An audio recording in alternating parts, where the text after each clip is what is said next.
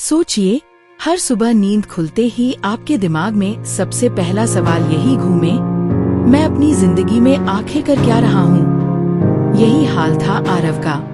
32 साल का यह आम आदमी बाहर से सब कुछ ठीक ठाक करता दिखता था। नौकरी थी, घर था, जिम्मेदारियां निभा रहा था, लेकिन भीतर से वह खोखला महसूस करता।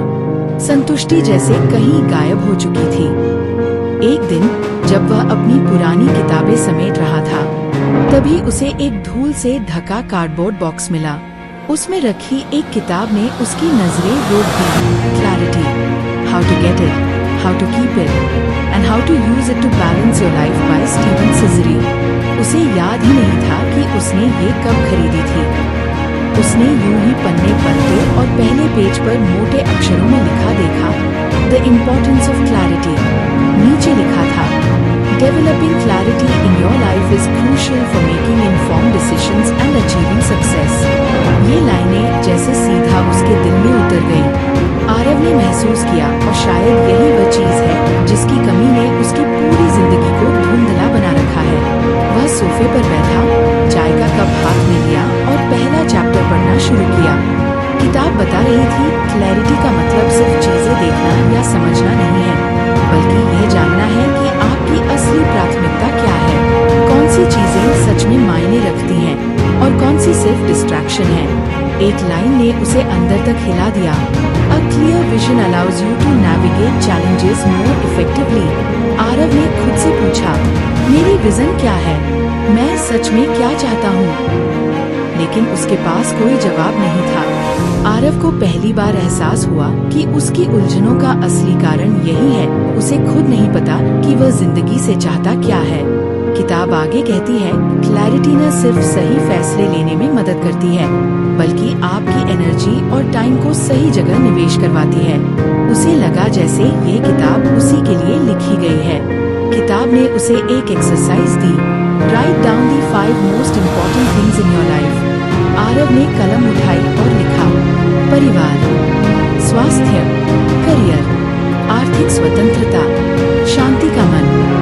जैसे ही उसने ये लिखा, उसकी आंखें खुल गईं। उसकी असली जिंदगी इन 5 प्राथमिकताओं से पूरी तरह अलग थी। न परिवार के लिए वक्त था, न हेल्थ पर फोकस, करियर ग्रोथ का कोई समय नहीं होता, आर्थिक स्वतंत्रता तो सिर्फ EMI और बिल भरने तक सीमित थी, और मन की शांति, वह तो जैसे उसके लिए किसी और की दुनिया की चीज थी। ये सोचकर वह घबरा गया, लेकिन साथ ही एक राहत भी महसूस हुई। अब उसे पता चल गया था कि समस्या का असली रूट क्या है। किताब ने कहा, क्लैरिटी पाने का पहला स्टेप है डिस्ट्रैक्शंस को पहचानना और पॉज और रिफ्लेक्ट करना। यानी हर बार जब कंफ्यूज हो जाओ, तो एक पल रुककर सोचो, मैं ये क्यों कर रहा हूँ? इसका असली पर्पस क्या है? उसने ठान लिया कि अगले 7 दिनों तक हर डिसीजन से पहले पॉज और रिफ्लेक्ट करेगा। और उसी शाम उसका पहला टेस्ट आ गया। कॉलेज का दोस्त आकाश ने कॉल किया, चलो यार, वीकेंड पर गोवा चलते हैं। आरव पहले तो एक्साइटेड हुआ, लेकिन फिर रुका और सोचा, क्या ये मेरी प्राथमिकताओं को सपोर्ट करता है? जवाब साफ था और नहीं। उसने मना कर दिया। दोस्त ने मजाक उड़ाया, यार तू बोरिंग हो गया है। लेकिन इस बार आरव को फर्क नहीं पड़ा। पहली बार उसने क्लैरिटी के साथ फैसला लिया। अगले दिन ऑफिस में भी टेस्ट आया। बॉस ने नया प्रोजेक्ट ऑफर किया, जिसमें ओवरटाइम तय था। पहले वह हाँ बोलने ही वाला था, लेकिन उसने पॉज किया और सोचा, अगर ये प्रोजेक्ट लूंगा तो हेल्थ और फैमिली टाइम का क्या होगा? उसने शांति से मना कर दिया। धीरे धीरे उसे महसूस होने लगा कि क्लैरिटी उसकी जिंदगी को नया रूप दे रही है। उसने एक नोटबुक रखना शुरू किया, जिसमें वह हर रात लिखता, क्या मैंने आज अपनी प्रायोरिटी पर फोकस किया? कौन सी चीजों ने मुझे डिस्ट्रैक्ट किया? क्या मैंने क्लैरिटी के साथ फैसले लिए? दिन ब दिन उसका स्ट्रेस कम हो रहा था और कॉन्फिडेंस बढ़ रहा था। उसे लगने लगा कि अगर सिर्फ पहला लेसन इतनी ताकतवर है, तो आगे के लेसन्स कितना बड़ा बदलाव ला सकते हैं। उसी वक्त उसका बेटा दौड़ता हुआ आया और बोला, पापा देखो, मैंने आपका स्केच बनाया है। आरव ने बेटे को गोद में उठाया और मुस्कुराया, उस पल उसने महसूस किया असली क्लैरिटी का मतलब सिर्फ लिखना नहीं बल्कि जीना है। उसने तय किया आने वाले वीकेंड पर पूरा वक्त परिवार को देगा। यहीं से उसकी नई जर्नी शुरू हुई। अगला चैप्टर था लाइव विद इंटेंशनैलिटी। इसमें लिखा था और जीवन का मतलब सिर्फ रिएक्ट करना नहीं बल्कि साफ इरादों के साथ जीना है।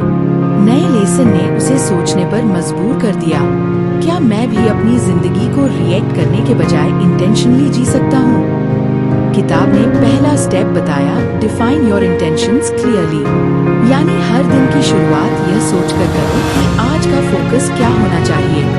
अगली सुबह आरव ने अपनी नोटबुक में लिखा, परिवार के साथ डिनर जरूर करूंगा, अपने फाइनेंशियल गोल्स रिव्यू करूंगा, सोशल मीडिया पर सिर्फ 15 मिनट दूंगा। दिन की शुरुआत में इन 3 सिंपल इरादों ने उसे एक नया रोड मैप दिया और फिर किस्मत ने उसे तुरंत परखा।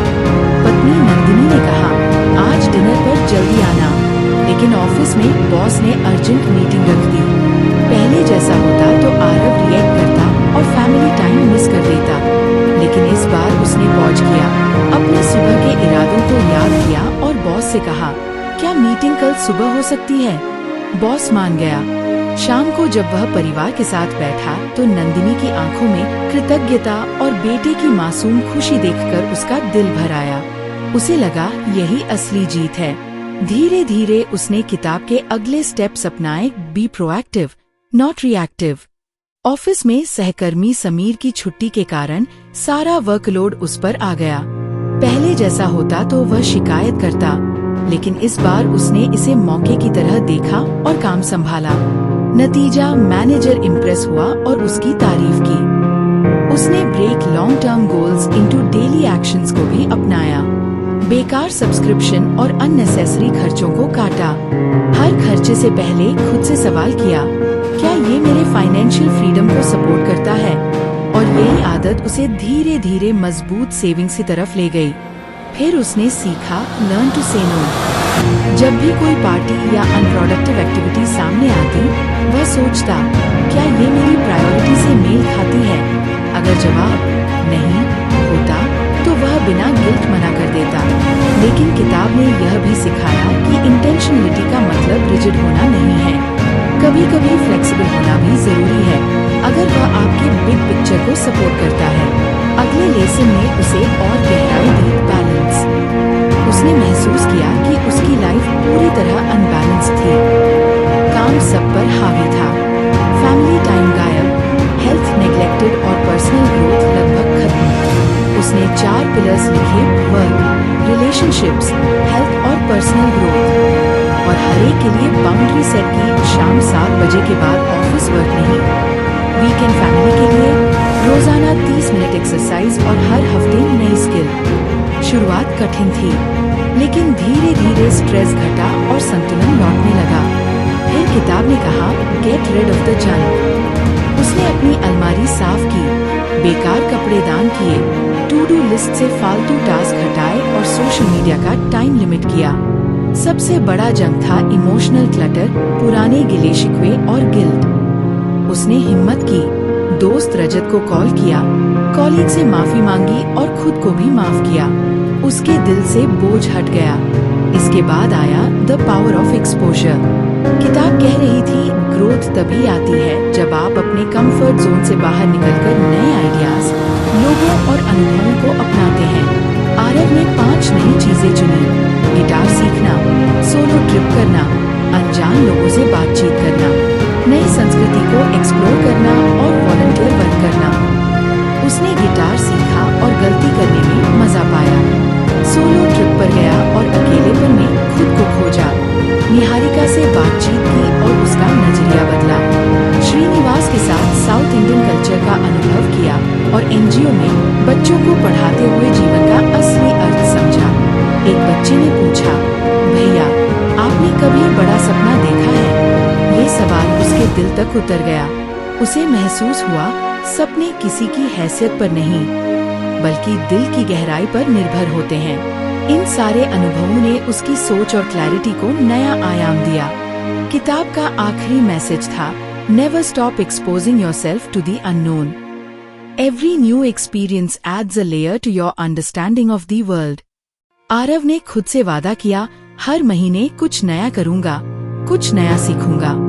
और यही है क्लैरिटी का असली सबक। जब आपकी प्रायोरिटी साफ हो, डिस्ट्रैक्शंस हट जाएं, इरादों के साथ जीना सीख लो, बैलेंस बनाए रखो और नए अनुभवों से खुद को लगातार अपडेट करते रहो, तब जिंदगी सचमुच खूबसूरत और सार्थक बनती है। धन्यवाद साथ बने रहने के लिए। लाइक करें, शेयर करें, सब्सक्राइब करें।